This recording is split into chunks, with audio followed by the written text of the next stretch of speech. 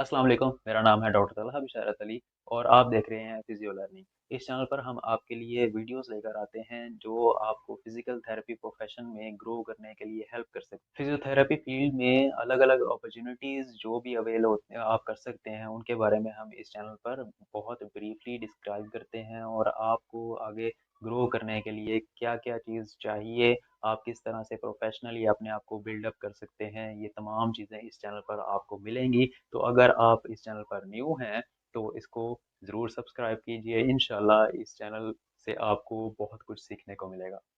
आज जो टॉपिक है जिस पे हम बात करने जा रहे हैं वो है फिजिकल थेरेपी एसोसिएशन में अपनी मेंबरशिप, यानी कि पेप्टा में आप अपनी मेंबरशिप किस तरह से ले सकते हैं। और तो आइए डिस्कस करते हैं। सबसे पहले देख लें कि पेप्टा है क्या। पेप्टा पाकिस्तान फिजिकल थेरेपी एसोसिएशन है जो पूरे पाकिस्तान के फिजियोथेरेपिस्ट को इंटरनेशनली और नेशनली रिप्रेजेंट करती है। यही वो वाहिद एसोसिएशन है जो फिजिकल थेरेपिस्ट को इंटरनेशनली रिप्रेजेंट करती है। और अगर आप बाहर अप्लाई करने का सोच रहे हैं या फिर आप बाहर अप्लाई करने की कोशिश करते हैं तो वो आपसे पेप्टा की रजिस्ट्रेशन का सर्टिफिकेट मांगते हैं, जो अगर आप ना प्रोवाइड कर पाएँ तो वो आपको इल्लीगल प्रैक्टिशनर समझते हैं, यानी कि आप पाकिस्तान में इल्लीगली प्रैक्टिस कर रहे हैं। हर कंट्री में कोई ना कोई एसोसिएशन है जिसने तमाम फिजिकल थेरेपिस्ट को एक लाइसेंस या फिर एक सर्टिफिकेट दिया हुआ है प्रैक्टिस करने का उस कंट्री के अंदर। इसी तरह पाकिस्तान में भी जो एक एसोसिएशन है पेप्टा, उस वो तमाम फिजिकल थेरेपिस्ट को लाइसेंस या फिर मेंबरशिप देती है जिस जो हर फिजिकल थेरेपिस्ट के लिए ज़रूरी है। क्यों ज़रूरी है? एक तो ये तमाम फिजिकल थेरेपिस्ट को इंटरनेशनली और नेशनली रिप्रेजेंट करती है।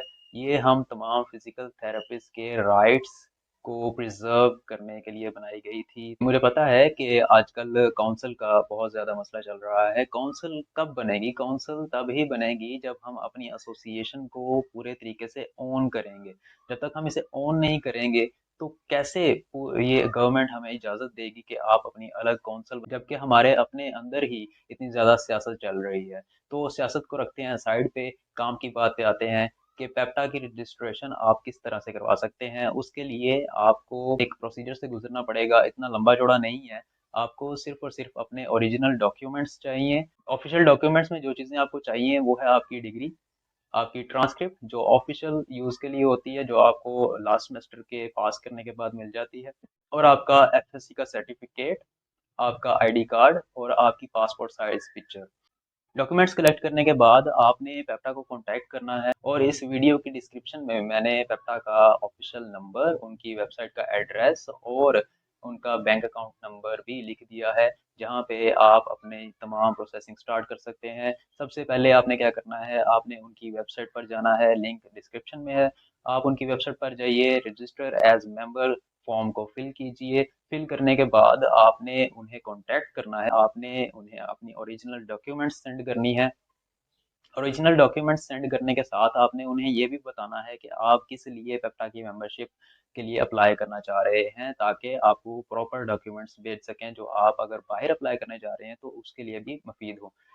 इसके साथ साथ चार्जेस भी हैं, यानी कि आपको 1 साल की रजिस्ट्रेशन लेनी है तो उसके चार्जेस 2000 हैं। अगर आपको अपना सर्टिफिकेट 3 साल के लिए बनवाना है तो उसके चार्जेस 5000 हैं, और अगर आपको अपना सर्टिफिकेट 5 साल के लिए बनवाना है तो उसके चार्जेस 7000 हैं।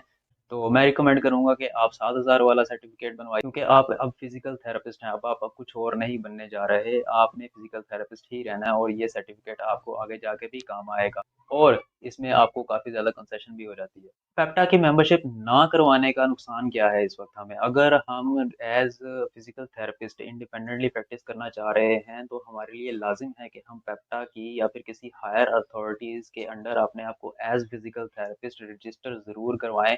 अगर हम रजिस्ट्रेशन के बगैर अपनी प्रैक्टिस स्टार्ट करते हैं तो हमारा वो तमाम प्रैक्टिस का ड्यूरेशन एज प्रोफेशनल एक्सपीरियंस ज़ाया हो जाता है कि हमने बगैर लाइसेंस के या फिर बगैर हायर अथॉरिटीज़ की इजाज़त के किस तरह से पाकिस्तान या फिर अपनी कंट्री में काम करना स्टार्ट कर दिया। तो जब हम बाहर के लिए अप्लाई करते हैं तो वो हमसे पूछते हैं कि जी आपने बगैर लाइसेंस के या फिर आप बगैर लाइसेंस के किस तरह से अपनी कंट्री में काम कर रहे हैं, तो ये आगे जाके मसला करता है। इस मसले से बचने के लिए अगर आप पास आउट होते ही अपनी मेंबरशिप ले लें और उनसे मेंबरशिप का सर्टिफिकेट भी बनवा लें तो आपके लिए बहुत बेहतर है। इससे ये होगा कि आप एज मेंबर जब फिजिकल थेरेपी की प्रैक्टिस स्टार्ट करेंगे तो आपको इंटरनेशनली भी रिकॉग्नाइज किया जाएगा कि इसने 1 साल एज फिजिकल थेरेपिस्ट काम किया है और ये काम करने की इजाज़त इनको इनकी एसोसिएशन ने दी है। और अगर आप ऐसा नहीं करते तो आपका तमाम पिछला एक्सपीरियंस ज़ाया हो जाएगा। पाकिस्तान के लिए ज़ाया नहीं होगा, लेकिन आप इंटरनेशनली क्वालिफाइड फिजियोथेरेपिस्ट एक्सेप्टेबल नहीं होंगे। पेप्टा की मेंबरशिप के फायदे क्या हैं? नंबर वन, आपको एक रिप्रेजेंटेशन मिलती है नेशनली और इंटरनेशनली। नंबर टू, पेप्टा के अंडर अगर कोई कॉन्फ्रेंस या फिर कोई सर्टिफिकेशन किया जा रहा है, पेप्टा या फिर कोई और ऑर्गेनाइजेशन मिल के कोई सर्टिफिकेशन करवाने जा रही है, तो इसमें आपको काफ़ी ज़्यादा डिस्काउंट भी मिलता है। और सबसे बड़ा इसका फ़ायदा यही है कि आप जब हाद या फिर एमओएच के लिए अप्लाई करते हैं, तो उस कंडीशन में आपके पास एक ऑथेंटिक प्रूफ होता है कि आपने एज फिजिकल थेरेपिस्ट काम किया है इस कंट्री के अंदर, जिसकी आपको इजाज़त भी थी। और मेरा नहीं ख्याल कि पेप्टा के अलावा कोई और एसोसिएशन इस टाइम पाकिस्तान में फिजिकल थेरेपिस्ट की प्रैक्टिस को ओन करती हो, उनको एक गुड स्टैंडिंग सर्टिफिकेट प्रोवाइड करती हो कि ये बंदा बिल्कुल ठीक है, इस बंदे को इजाज़त है हमारी तरफ से एज फिजिकल थेरेपिस्ट प्रैक्टिस करने के लिए। तो देरी किस बात की है, डिस्क्रिप्शन में तमाम इंफॉर्मेशन मौजूद है। आप वहाँ पे अपना साइन अप कीजिए और आज ही पेप्टा के मेंबर बनिए, ज़्यादा डिले ना कीजिए, क्योंकि अगर आप जितना ज़्यादा डिले करेंगे उतना आपका एक्सपीरियंस इंटरनेशनली ज़ाया होता रहेगा। और अगर आपको ये वीडियो पसंद आई है तो इसे लाइक कीजिए, आप शेयर कीजिए ताकि बाकियों का भी भला हो सके।